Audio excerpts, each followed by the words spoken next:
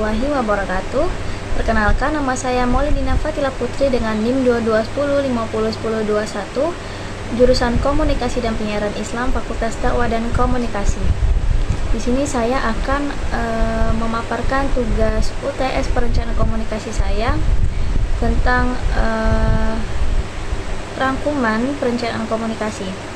Jadi saya akan menjelaskan perencanaan komunikasi itu adalah proses yang dilakukan suatu organisasi untuk menentukan strategi atau arahan, serta mengambil keputusan untuk mengalokasikan sumber daya atau seperti modal dan sumber daya manusia untuk mencapai tujuan yang ditetapkan. Nah, teman-teman, perencanaan komunikasi ini dimaksudkan untuk mengimplementasikan program-program yang ingin dicapai, baik untuk penceritaan, pemasaran, penyebarluasan gagasan, kerjasama atau pembangunan infrastruktur atau hardware, dan pengadaan program software industri komunikasi.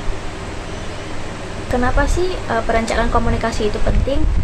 Perencanaan komunikasi itu penting karena kita perlu merencanakannya terlebih dahulu agar pesan yang disampaikan sampai ke audiens. Nah, perencanaan komunikasi ini sangat penting dalam mengidentifikasi tujuan komunikasi dan mengatasi potensi hambatan komunikasi sehingga risiko komunikasi dapat dikurangi.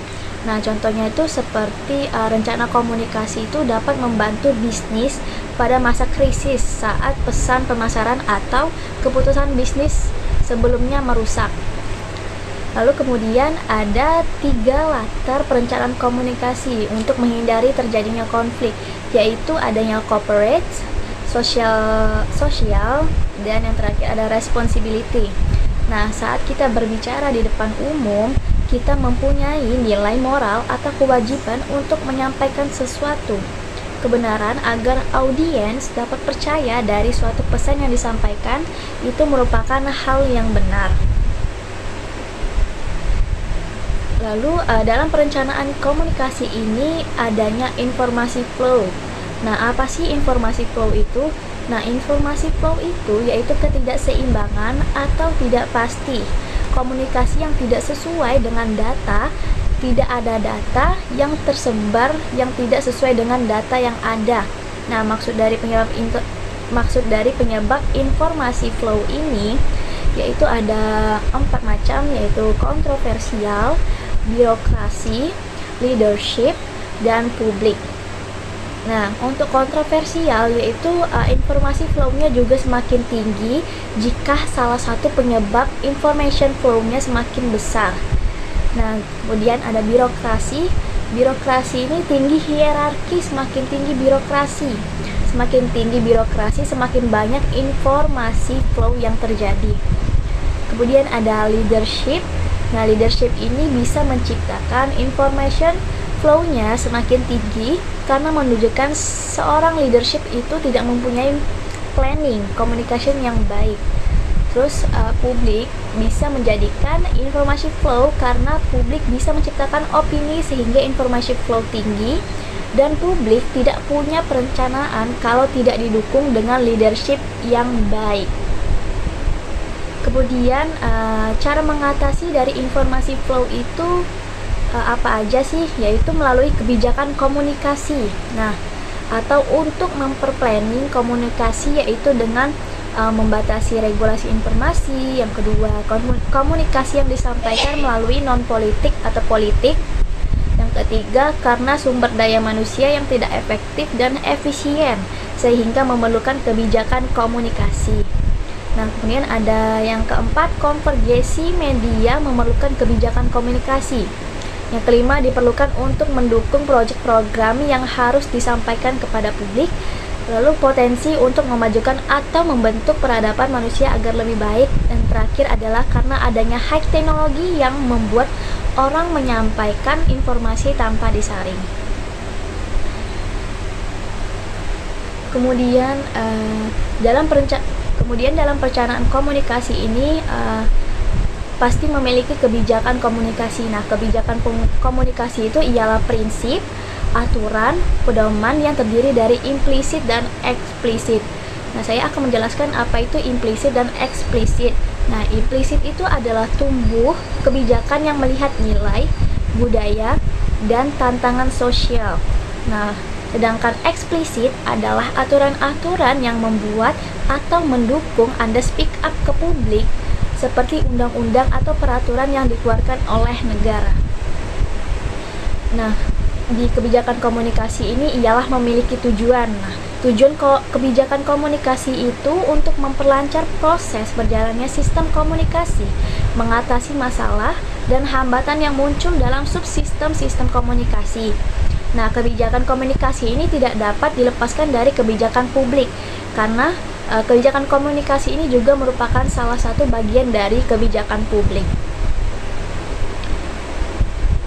Lalu, di perencanaan komunikasi ini ialah ada dasar-dasar dari perencanaan komunikasi. Nah, dasar perencanaan komunikasi ini diawali dari puncak top manajemen yang menentukan proyek.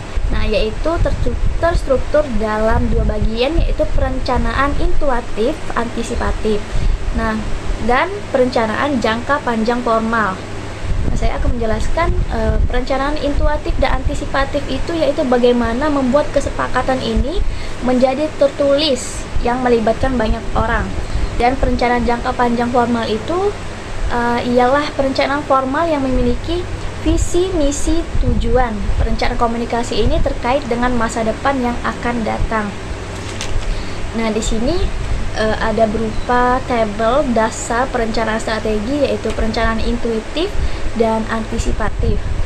Nah, perencanaan jangka panjang formal. Nah, perencanaan intuitif ini ialah dasar pengalaman masa lalu, pertimbangan cara berpikir reflektif. Nah, sedangkan perencanaan jangka panjang formal ini adalah dasar prosedur melibatkan banyak orang menghasilkan seperangkat rencana tertulis.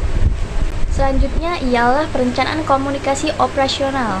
Nah, perencanaan komunikasi operasional ini terdiri dari menjadi dua bagian, yaitu perencanaan infrastruktur komunikasi atau hardware dan program komunikasi software.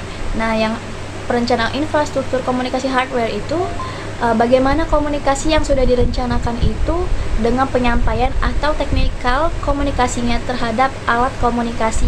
Sedangkan program komunikasi software yaitu terkait intellectual knowledge resource atau sumber daya terkait talenta. Lalu setelah perencanaan komunikasi operasional yaitu adanya pendekatan perencanaan komunikasi. Nah, pendekatan perencanaan komunikasi ini terdiri dari 4 bagian, yaitu perencanaan komunikasi sebagai proses, yang kedua pendekatan komunikasi sebagai sistem komunikasi, yang ketiga perencanaan komunikasi sebagai aktivitas ekonomi, dan yang terakhir adalah perencanaan komunikasi sebagai evaluasi. Nah, perencanaan komunikasi sebagai proses ini digunakan dalam mengorganisir fungsi perencanaan untuk memperoleh pendekatan yang lebih komprehensif dan rasional. Nah, yang kedua yaitu sebagai perencanaan nasional yang kedudukannya sama dengan perencanaan di sektor lain. Nah, yang ketiga perencanaan komunikasi sebagai aktivitas ekonomi ini di mana menggunakan pendekatan klasik yang tidak didasarkan pada keinginan publik. Lalu yang terakhir ialah perencanaan komunikasi sebagai evaluasi, yaitu apabila perencanaan komunikasi linear dan operasional itu berhasil dengan baik. Selebihnya itu saja yang dapat saya sampaikan mengenai rangkuman tentang perencanaan komunikasi. Apabila saya ada salah kata, saya mohon maaf. Kepada Allah saya mohon ampun. Wabillahi taufiq walhidayah. Wassalamualaikum warahmatullahi wabarakatuh.